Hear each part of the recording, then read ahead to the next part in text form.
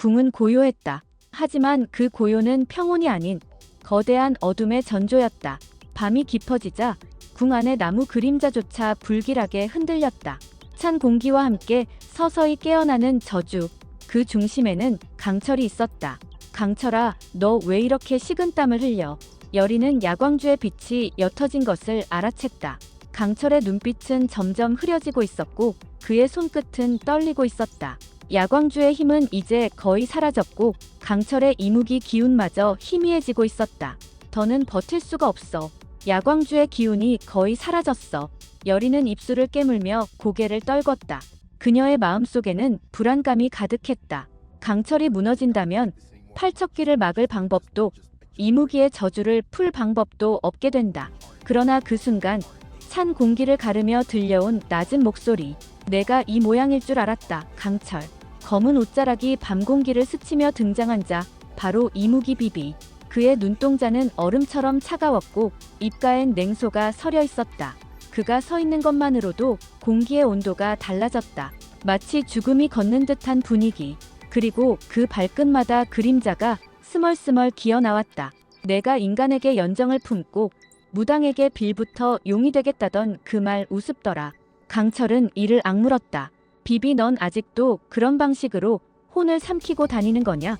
혼이든 살이든 결국 먹히는 게 인간이지. 비비의 등 뒤엔 희미한 영혼들의 형상이 떠돌았다.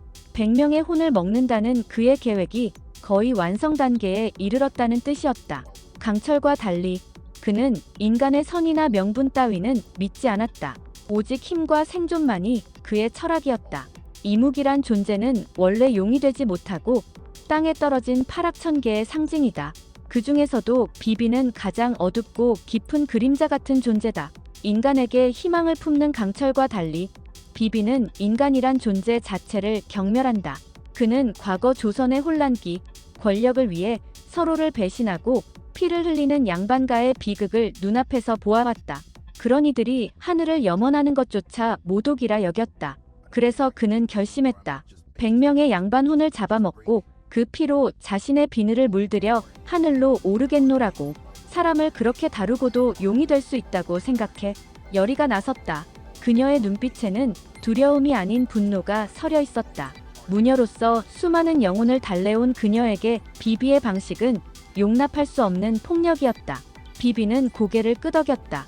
용은 위대함의 상징이지 자비의 상징은 아니야. 그러나 이들의 대화는 오래가지 않았다. 궁의 깊은 곳, 바로 중전의 침소에서 요란한 파동이 일었다. 그리고 마침내 중전의 비명, 수기야, 수기가 나타났다. 중전의 몸은 파르르 떨렸고 방 안은 검은 오물로 가득 찼다. 그 안에서 기어나오는 하얀 형상, 얼굴 없는 귀신 수기였다. 그 입에서는 시커먼 오물이 흘러나왔고 천장의 벽지를 타고 사방으로 퍼졌다. 공포가 궁 안에 물처럼 번져갔다. 하녀들은 모두 혼절했고 중전은 눈을 감은 채 몸부림쳤다. 그녀의 복중 태아가 꿈틀거리는 듯한 이상한 감각도 동시에 몰려왔다. 그 순간 풍사는 그림자 속에서 미소 지었다. 시작됐다. 이제야 진짜 저주가. 그는 어린 시절 궁중 무당 가문에서 자랐다. 하지만 정치적 음모에 휘말려 가족을 모두 잃었고 사랑하는 연인까지 죽임을 당했다. 그 모든 상실은 풍산을 완전히 바꾸어 놓았다. 그는 자신의 눈을 스스로 버리고 복수를 향한 일념으로 살아왔다. 그의 저주는 단순한 분노가 아니었다.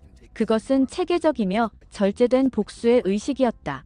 왕실은 내 능력이 필요할 때만 날 곁에 두었지. 일이 잘못되자 나와 내 가족, 내 연인을 버렸다. 내가 잃은 건 두 눈이 아니다. 내 이름, 내 삶, 내 사랑, 이 궁궐이 모두 빼앗아갔다. 풍사는 차가운 미소를 지으며 혼잣말했다. 왕의 피가 마를 때까지 이 저주는 끝나지 않아. 수기의 출현은 단순한 공포가 아니었다. 그것은 데비와 풍산이 함께 꾸민 저주 의식의 결과였다. 데비는 중전의 복중 태아가 궁의 권력을 위협할 것을 우려했고 다시 풍산을 불러들였다. 풍산은 죽은 수기의 두개골을 중전의 침소에 숨겼고 그 저주는 이제 현실이 되었다. 여리는 중전의 방에서 기묘한 기운을 감지하고 수색을 시작했다. 방 안구석에서 발견된 끔찍한 두개골은 바로 그 저주의 실체였다. 그리고 그 순간 수기가 나타났다. 강철, 지금 아니면 안 돼. 여리가 외쳤다. 그녀는 팔에 찬 부적을 찢어 불꽃을 일으켰다. 강철은 마지막 힘을 짜내듯 야광줄을 움켜쥐고 수기를 향해 달려들었다. 하지만 수기의 힘은 생각 이상이었다. 그의 한 손이 강철의 가슴을 밀쳐냈고 강철은 벽에 부딪혀 피를 토했다. 바로 그때 비비가 나섰다. 너희 둘로는 안 되겠군. 비비는 손가락 하나를 튕겼고 그의 등 뒤에서 떠돌던 홀령들이 수기를 향해 돌진했다. 수기는 소리를 지르며 오물로 홀령들을 덮쳤다. 무섭게 부딪히는 영혼들과 귀신. 그 광경은 차라리 전쟁 같았다. 3명의 이무기와 무녀가 한밤의 궁을 가로질러 달렸다. 이 밤, 그 누구도 무사하지 못할 것이다. 밤하늘 위로 붉은 구름이 깔리며 궁 전체가 뒤흔들렸다.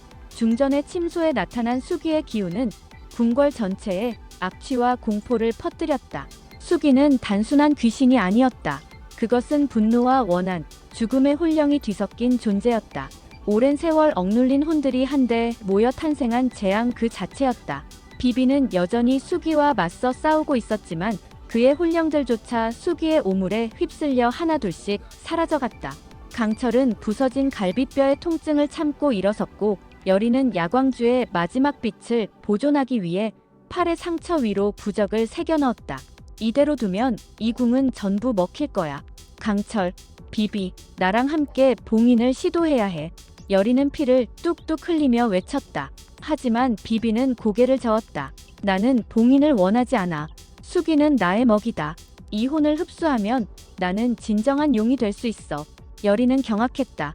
이 상황에서도 내 야망을 버릴 수 없어. 비비는 씁쓸하게 웃었다. 야망이 아니야. 생존이지. 나에겐 이 방법밖에 없어. 그 순간 수기는 중전의 배를 향해 검은 손을 뻗었다. 데비가 원하던 일, 복중 태아의 제거가 시작되려던 찰나였다.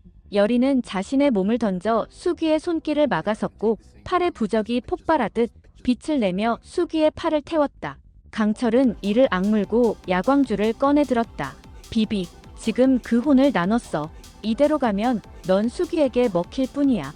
비비는 잠시 망설이다가 야광주에 손을 얹었다.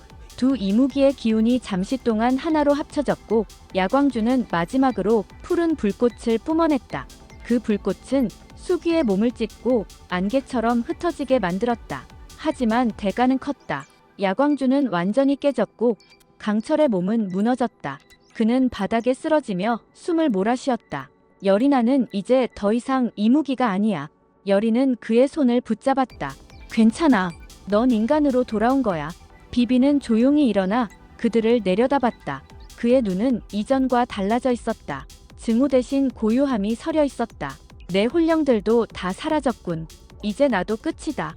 그는 등을 돌리며 어둠 속으로 사라졌다. 그리고 그 순간 데비가 나타났다. 정말 감동적인 장면이군. 데비는 손에 또 다른 부적을 쥐고 있었다. 그것은 두 번째 수기의 탄생을 위한 도구였다. 그녀는 포기하지 않았다. 중전을 제거하고 다음 왕위를 조작하려는 계획은 여전히 유효했다. 그만해요, 데비마마. 이건 너무 지나쳐요. 여리는 칼을 뽑아 데비에게 겨눴다. 그러나 데비는 웃었다. 너희 같은 것들이 나를 막을 수 있을 것 같아. 그 순간 뒤편에서 풍산이 모습을 드러냈다. 그의 눈은 여전히 붕대로 가려져 있었지만 손에는 핏빛 흑염이 감돌았다. 마마, 약속과 다르군요. 중전만 제거하자더니 전부 죽이려 하시다니. 데비는 눈을 치켜떴다. 내가 감히. 풍산은 손을 내저었다. 이제 당신도 봉인의 대상입니다. 검은 불꽃이 일었고 데비의 부적은 산산조각 났다. 그녀는 비명을 지르며 뒷걸음쳤지만 이미 풍산의 기운에 사로잡혀 있었다. 나는 이 궁이 무너지길 원해요. 내가 잃은 것처럼 모두 잃게 만들 거예요. 붉게 번지는 하늘 아래 야광주는 사라졌고 세 사람은 각자의 상처를 아는 채 피범벅이 된 궁궐을 바라봤다. 그 밤 피와 저주로 얼룩진 궁 안에서 유일하게 따스한 숨결이 살아 숨쉬는 곳이 있었다. 강철에 거쳐 그곳에서 여리는 강철의 이마를 식은 수건으로 닦고 있었다. 그의 기운은 많이 쇠해 있었지만 눈을 감은 얼굴은 오히려 평온해 보였다. 여리는 조용히 손을 잡았다. 내가 날 위해 싸워준 거 다 알아. 그리고 내가 점점 인간처럼 변해가는 것도. 강철은 눈을 떴다. 넌 나를 인간으로 만든 거야, 열이. 너 아니었으면 난 아직도 혼만 탐하던 괴물일 뿐이었을 거야. 그러니까 다신 혼자 싸우지 마. 이젠 내가 너와 함께 할 거야. 달빛이 강철의 눈에 반사되어 은빛으로 반짝였다. 열이는 천천히 몸을 기울여 강철의 입술에 입을 맞췄다. 조용한 그 순간 두 사람 사이엔 다시 희미한 야광주의 빛이 피어올랐다. 사랑은 저주보다 강했다. 한편 비비는 어둠 속에서 혼자 술잔을 비웠다. 그의 눈엔 무엇보다 씁쓸한 감정이 스쳤다. 결국 사랑이냐? 그의 등 뒤 풍산이 나타났다. 사랑은 약해. 너도 알잖아, 비비. 비비는 대답하지 않았다. 다만 술잔을 내려놓고 자리에서 일어섰다. 이 싸움, 난 아직 끝낼 생각 없어.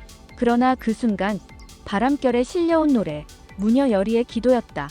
그녀는 중전의 방 안에 부적을 붙이고 수기의 기운을 봉인하기 위한 재를 올리고 있었다.